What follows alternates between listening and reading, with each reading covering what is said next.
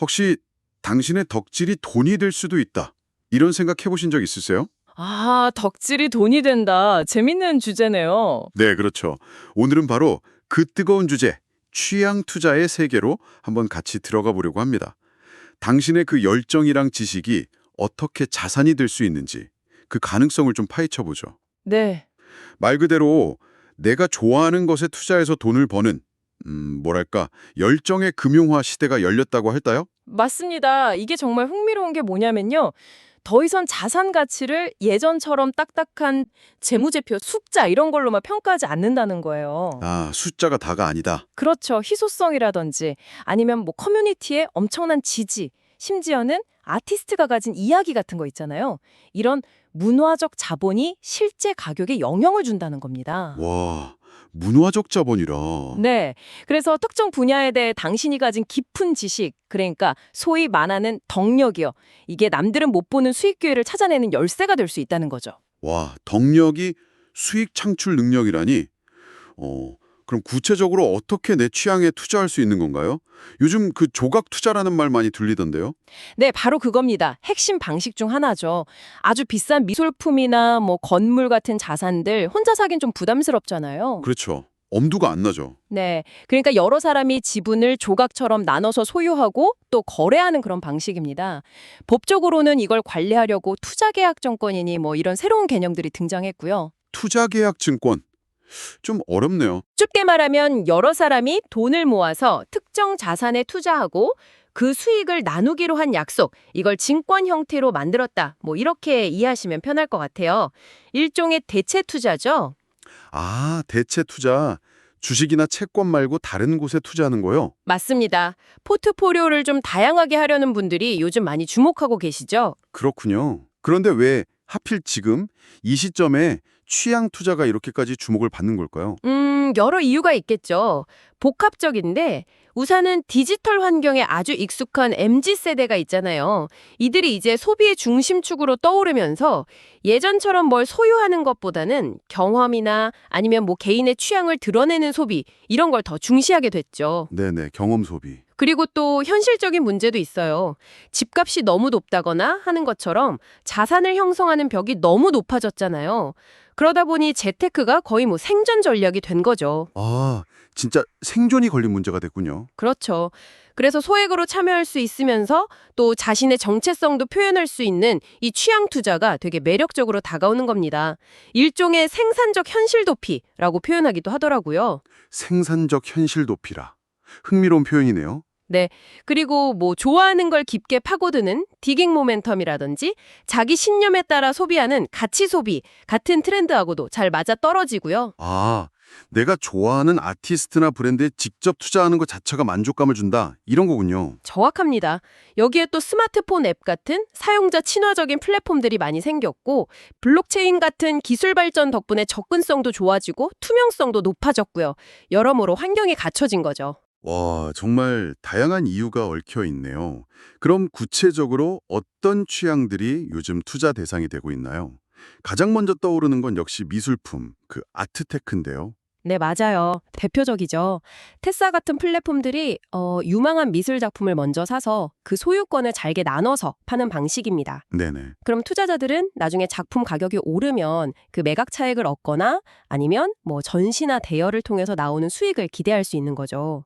실제로 김창렬 작가 작품 같은 경우엔 1488%라는 엄청난 수익률을 기록한 사례도 있었고요. 1400%요? 와, 정말 놀라운데요. 하지만 이렇게 달콤해 보이는 만큼 위험도 좀 크지 않을까 싶은데요. 물론입니다. 아주 날카로운 지적이세요. 그 갤러리 K 사건이라고 기억하실지 모르겠는데 실제 수익은 없는데 신규 투자자 돈으로 기존 투자자한테 이자 주는 사실상 폰지 사기 형태였던 사례도 있었죠. 아, 그런 위험이? 네. 그리고 미술품은 특히 내가 원할 때 바로 현금으로 바꾸기가 좀 어려워요. 유동성이 낮다고 하죠. 거래 비용도 꽤 높고요. 최근에는 일부 조각 투자 공모가 실패하는 경우도 나오고 있어서 좀 신중하게 접근할 필요가 있습니다. 그렇군요. 미술품 말고 또 뜨거운 분야가 있을까요? 뭐 패션 좋아하시는 분들이 솔깃할 만한 아이템이라던가요? 그럼요, 있습니다. 바로 한정판 스니커즈. 리셀테크라고 하죠. 아, 신발이요? 네. 이 시장이 2025년에는 뭐 거의 8조 원 규모까지 성장할 거라는 전망도 있어요. 예를 들어 나이키랑 지드래곤이 협업한 파라노이즈라는 모델이 있잖아요. 네, 알죠. 엄청 비쌌죠. 네, 발매가는 한 20만 원대였는데 한때 1,300만 원까지 치솟기도 했어요. 크림 같은 플랫폼들이 자체 검수 시스템을 도입해서 거래 신뢰도를 높이려고 노력하고 있고요. 와, 신발 한 켤레 가격이 1,000만 원이 넘는다니. 근데 여기도 문제는 없나요? 그 짝퉁 논란 같은 거요? 아, 네. 그게 참 문제입니다. 가품 논란은 끊이지 않고 있어요. 플랫폼끼리 서로 진품이다, 가품이다 공방을 벌이기도 했고, 검수가 좀 부실하다거나 일방적으로 거래를 취소한다거나 하는 소비자 불만도 꽤 늘었습니다. 아, 믿고 사기가 좀 불안할 수도 있겠네요. 그리고 가장 중요한 건 모든 스니커즈 가격이 다 오르는 건 절대 아니라는 점. 이걸 꼭 명심해야 합니다. 하긴 그렇겠죠. 그럼 또 다른 재밌는 투자 대상은 없을까요? 예를 들어 음악을 정말 사랑하는 사람이라면요? 음악 저작권료에 투자하는 방법도 있습니다. 뮤직하우라는 플랫폼이 대표적인데요. 아, 뮤직하우 들어갔어요. 네. 특정 곡의 저작권료에서 나오는 수익 일부를 받을 수 있는 권리, 이걸 음악 수익 증권이라는 형태로 사시는 거예요. 그러면 매달 저작권료 수입이 들어오거나 아니면 플랫폼 안에서 시세 차익을 노릴 수도 있죠. 금융당국에서도 정식 투자계약 증권으로 인정을 해줘서 제도권 안으로 들어왔고요. 와, 내가 좋아하는 노래에 투자하고 수익도 얻는다니 이거 정말 매력적인데요. 네, 그렇죠.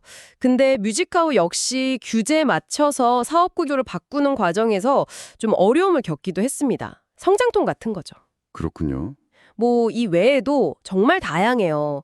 명품 시계나 가방 있잖아요. 롤렉스나 샤넬 같은 거. 그래서 롤테크, 샤테크 이런 말도 있고요. 위스키나 와인, 심지어 레고, 케이팝 포토파드, 그리고 부동산 조각 투자까지 정말 분야가 넓어지고 있습니다. 와, 정말 취향만큼이나 투자 대상도 다양하네요. 그럼 좀 정리를 해보면 취향 투자는 소액으로 시작할 수 있고 또 투자 과정 자체가 좀 즐거울 수 있고 잘하면 높은 수익도 기대할 수 있다. 이런 장점이 있는 것 같은데요. 하지만 역시 단점도 명확히 알아야겠죠? 맞습니다. 장점도 분명하지만 단점, 특히 위험 요소를 잘 알아야 해요. 가장 큰 허들은 역시 유동성 부족입니다. 유동성이요. 그러니까 현금으로 바꾸기 어렵다는 거? 네, 내가 원할 때 바로 팔아서 현금화하기가 어렵다는 거죠. 특히 미술품이나 부동산은 더 그렇고요. 또 이게 객관적으로 얼마짜리인지 가치 평가가 좀 어렵고 정보가 플랫폼이나 판매자 쪽에 쏠려 있을 가능성이 있어요. 정보 비대칭성이죠. 아, 정보가 부족할 수 있다. 그렇죠. 그리고 플랫폼 수수료나 세금 같은 게 생각보다 수익을 많이 깎아먹을 수도 있고요. 또 플랫폼 자체가 안정적인지 갑자기 정보 규제가 바뀌는 건 아닐지 이런 위험도 고려해야 합니다. 정말 고려할 게 많네요. 그렇다면 현명한 취향 투자를 위해서 당신께서 투자 전에 꼭 체크해야 할 사항들이 있다면 뭘까요? 몇 가지 질문을 스스로에게 꼭 던져보셔야 합니다. 첫째, 내가 투자하려는 그 대상에 대해서 정말 충분히 공부했는가? 그냥 좋아하지만 하는 거랑 투자하는 건 다르니까요. 네, 그렇죠. 둘째, 이용하려는 플랫폼 수수료는 합리적인가? 그리고 평판은 믿을 만한가? 셋째, 그 자산을 어떻게 보관하는지, 보험은 들어있는지, 혹시 가품이나 손실이 발생했을 때 보상 정책은 명확하게 있는지, 이런 걸 꼼꼼히 따져봐야 하고요. 네. 보관이나 보상 정책 중요하네요. 중간에 팔고 싶을 때는 방법이 있는지. 마지막으로 이게 어떻게 보면 가장 중요한데요. 혹시 손실이 나도 내가 감당할 수 있는 여유 자금으로 투자하는가? 이 질문들에 좀 자신 있게 네라고 답할 수 있어야 합니다. 와, 정말 중요한 체크리스트네요. 감사합니다. 자, 마지막으로 이 취향 투자 시장의 미래는 어떻게 전망하시는지 궁금한데요. 앞으로 그 토큰 증권 발행 STO라고 하죠. 이게 시장의 판도를 바꿀 게임 체인저가 될 가능성이 상당히 높다고 봅니다. STO요? 토큰 증권. 네, 실물 자산을 블록체인 기술 기반의 디지털 토큰으로 발행해서 거래하는 건데요. 이게 활성화되면 아까 말씀드린 유동성 문제, 현금화 어려운 문제를 상당히 해결할 수 있고 거래 비용도 낮출 수 있거든요. 그래서 2030년에는 우리나라 STO 시장 규모가 367조 원까지 커질 거다. 이런 예측도 나오고 있습니다. 367조요? 와, 엄청난 성장이네요. 근데 뭔가 좀 걸림돌 같은 것도 있을 것 같은데요. 네, 안타깝게도 그게 문제입니다. 관련 법안 처리가 지금 국회에서 계속 늦어지고 있어요. 이 법제화 지연이 STO 시장뿐만 아니라 취향투자 시장 전체 성장의 발목을 잡고 있는 가장 큰 불확실성 요인이라고 할 수 있죠. 그렇군요. 법제화가 관건이네요. 자, 오늘 저희와 함께 취향 투자의 세계를 깊이 한번 들여다보셨는데요. 어떠셨나요? 여기서 마지막으로 당신께 질문 하나를 던져봅니다. 과연 이 취향 투자는 투자의 문턱을 낮추는 지속 가능한 흐름일까요? 아니면 잠깐 반짝하는 유행에 기댄 어떤 투기적 거품일까요? 글쎄요, 어쩌면 그 답은 방금 말씀하신 STO 법제화처럼 얼마나 튼튼한 제도적 기반이 마련되느냐에 달려 있을지도 모르겠습니다.